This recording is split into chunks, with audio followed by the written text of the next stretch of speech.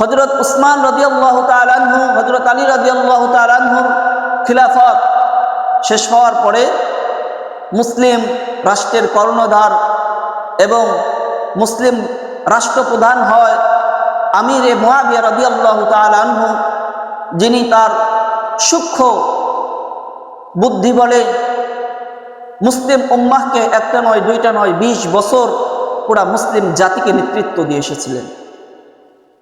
হযরত মুআবিয়া রাদিয়াল্লাহু তাআলা আনহু তিনি এমন একজন লোক, বিশ্বনবী সাল্লাল্লাহু আলাইহি সাল্লামের উপর যখন ওহী নাজিল হতো সেই ওহী নিজের হাতে লিখতেন। সুবহানাল্লাহ। তো সেই মুআবিয়া রাদিয়াল্লাহু তাআলা আনহু যখন দেখলেন জীবন সায়ন্যে হযরত মুআবিয়া রাদিয়াল্লাহু তাআলা আনহু নিজের সন্তানকে ইয়াজিদকে তিনি ক্ষমতায় আসীন করে গেলেন। তো কিভাবে ক্ষমতায় বসাইলেন তিনি প্রথমেই বলেছি যে কোনো সাহাবী যাদের ব্যাপারে আল্লাহ রাব্বুল আলামিন পবিত্র কালামুল্লাহ তুলে ধরেছেন, আল্লাহ বলেছেন রাদিয়াল্লাহু আনহুম ওয়া রাদু আন, তারা এমন যাদের ব্যাপারে আল্লাহ সন্তুষ্ট এবং তারাও আল্লাহর ব্যাপারে সন্তুষ্ট। সুবহানাল্লাহ। কিন্তু মানুষ মাত্র ভুল হতে পারে কি না? তো সাহাবা ইকরামের ভুল হয়েছে, কিন্তু আল্লাহ রাব্বুল আলামিন সেই ভুলগুলো শুধরে দিয়েছেন। সুবহানাল্লাহ। তিনি একজন মুস্তাহিদ মানুষ ছিলেন, আর যদি কোনো মুস্তাহিদ যদি তার পক্ষ থেকে যদি কোনো ভুল সদের হয়, প্রকাশ হয়, তাহলে তার ভুলের কারণে একটা সওয়াব দেওয়া হয়। সুবহানাল্লাহ। আমিরে মুআবিয়া রাদিয়াল্লাহু তাআলা আনহু যখন ক্ষমতা থেকে নেমে যাবেন, তখন তার সভাসদ বর্গদের নিয়ে আসর করলেন, মজলিস করলেন। মজলিসে সবার পরামর্শ তিনি নিলেন যে পরবর্তী খলিফা কাকে নিযুক্ত করা যায়।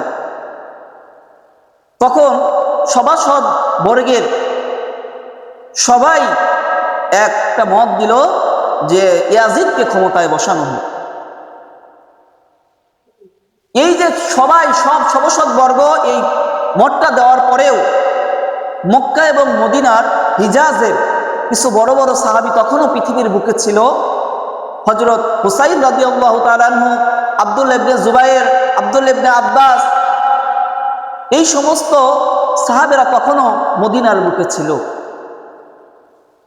তারপরেও তাদেরকে না দিয়ে সভাসদ বর্গ যখন ইয়াজিদের রায় ঘোষণা করলো, আর আমিরে মুআবিয়াও দেখলেন যে হযরত উসমান রাদিয়াল্লাহু তাআলা আনহুর শহীদ হওয়ার পর মুসলমানদের মধ্যে যেই রক্তক্ষয়ী যুদ্ধ হয়েছে, আমি যদি সেই পথটা বন্ধ না করে যাই, তাহলে আবার পরবর্তী খলিফা নির্বাচনে আবার সেই রকম অনুরূপ রক্তক্ষয়ী এক যুদ্ধ হবে। তো মুআবিয়া রাদিয়াল্লাহু তাআলা আনহু তিনি খুব তীক্ষ্ণ মেধার অধিকারী ছিলেন, যার কারণে তিনি 1 নয় 2 নয় পুরা 20 বছর পারদর্শিতার সাথে মুসলিম রাষ্ট্রের নেতৃত্ব দিয়ে আসছিলেন। তো তিনি দেখলেন যে সভাসদ বর্গের সবাই ইয়াজিদের ব্যাপারে রায় দিচ্ছে। এই রায় পাওয়ার পরে তিনি প্রশাসনের যাদের দায়িত্ব ছিল, রাষ্ট্রের প্রশাসন, তাদের সাথেও বসলেন। বসার পরে আমিরে মুআবিয়াকে রাষ্ট্রের প্রশাসনিক যেই সমস্ত দায়িত্বশীলরা তারাও ইয়াজিদের ব্যাপারে কথা বললেন, ইয়াজিদের ব্যাপারে রায় প্রকাশ করলেন। তখন আমিরে মুআবিয়া রাদিয়াল্লাহু তাআলা আনহু তার ইজতিহাদের ভিত্তিতে পরবর্তী মুসলিম জাহানের খলিফা নিযুক্ত করে যান ইয়াজিদকে। কিন্তু ইয়াজিদকে যখন ক্ষমতায় বসায়, তারপরেও তিনি আল্লাহর কাছে বলেছিলেন যে আল্লাহ, আমি ইয়াজিদকে বসাইলাম, ইয়াজিদ যদি ক্ষমতার উপযুক্ত না হয়, তুমি তার ক্ষমতাকে পরিপূর্ণ করো না।